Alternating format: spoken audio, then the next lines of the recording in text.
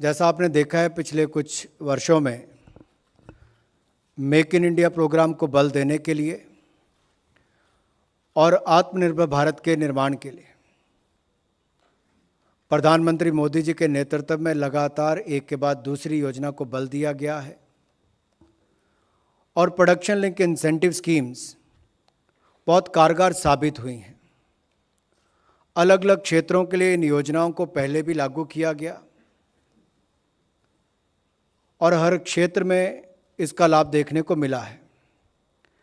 आज सरकार ने भारत में विनिर्माण की क्षमताओं को बढ़ाने के लिए ऑटो उद्योग, ऑटो कंपोनेंट इंडस्ट्री जो है उसको और ड्रोन इंडस्ट्री, इन तीनों को प्रोडक्शन लिंक इंसेंटिव स्कीम इनके लिए लेकर आए हैं।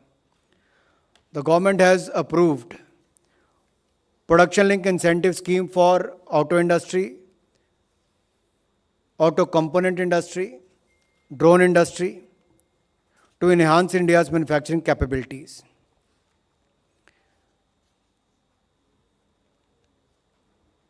और इस योजना में कुल मिलाकर 26,058 करोड़ रुपए का प्रावधान किया गया है। पीएलआई स्कीम जो हमारी ऑटोमोबाइल, ऑटो कंपोनेंट इंडस्ट्री और ड्रोन इंडस्ट्री के लिए है, इसके कुल मिलाकर 26,058 करोड़ का प्रावधान किया गया है, जिसमें से ऑटो सेक्टर के लिए 25,938 करोड़ रुपये का प्रावधान रहेगा और ड्रोन सेक्टर के लिए 120 करोड़ रुपये का प्रावधान किया जाएगा।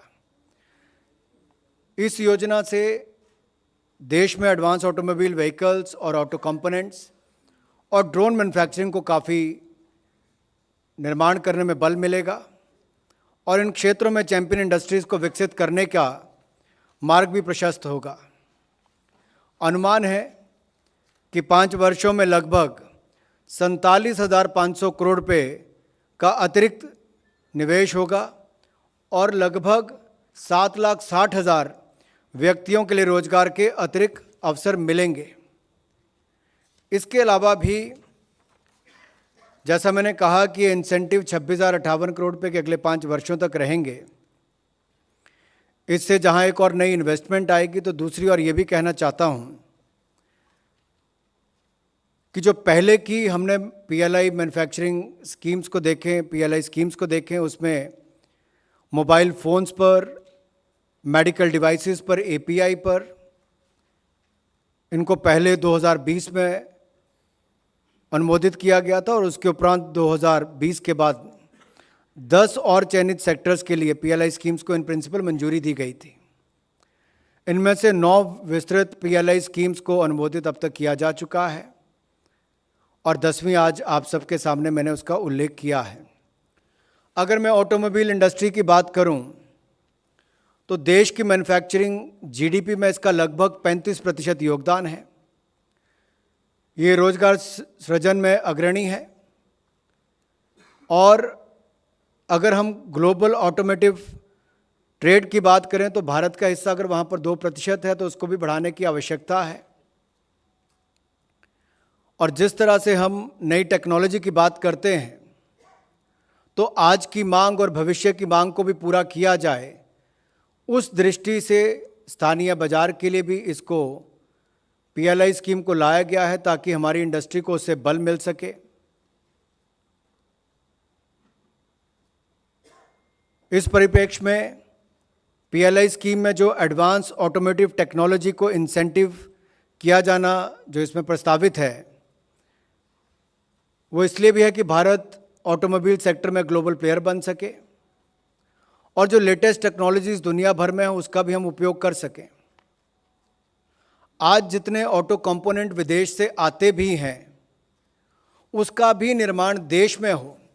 आत्मनिर्भर भारत और मेक इन इंडिया को बल देने की जब हम बात करते हैं तो उसमें इसका लाभ मिलेगा। और अगर आप देखें तो कुल मिलाकर अगर हम व्हीकल एक्सपोर्ट की बात करें तो $12 बिलियन का व्हीकल एक्सपोर्ट हम आज की डेट में करते हैं।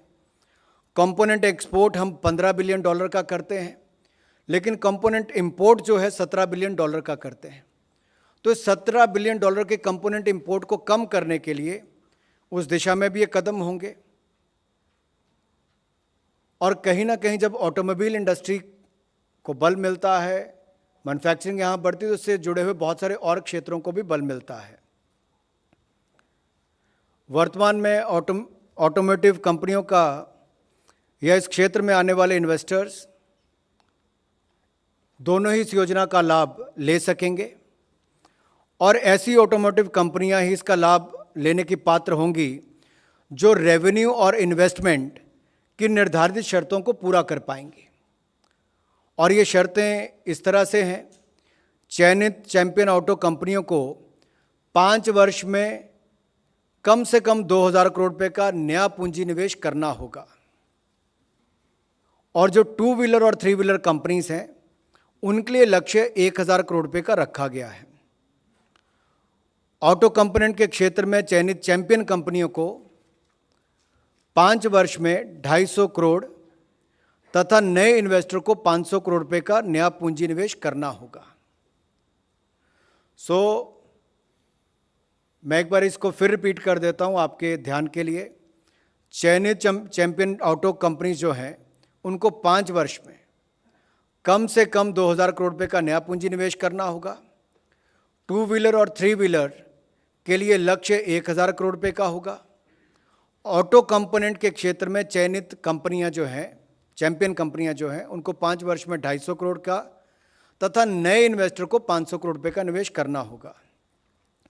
अब चयनित कंपनियों को उनके द्वारा उत्पादित प्रोडक्ट्स की बिक्री में वृद्धि के वैल्यू का एक निर्धारित प्रतिशत इंसेंटिव के रूप में दिया जाएगा और ये इंसेंटिव 5 वर्ष तक मिलेगा।